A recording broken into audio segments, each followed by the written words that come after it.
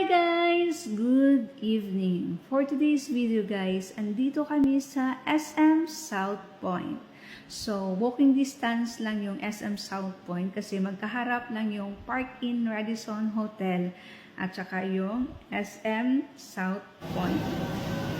So, ayan guys, ang ganda ng giant Christmas tree. Kasama ko syempre si Hi! Sean. Hi! Adi.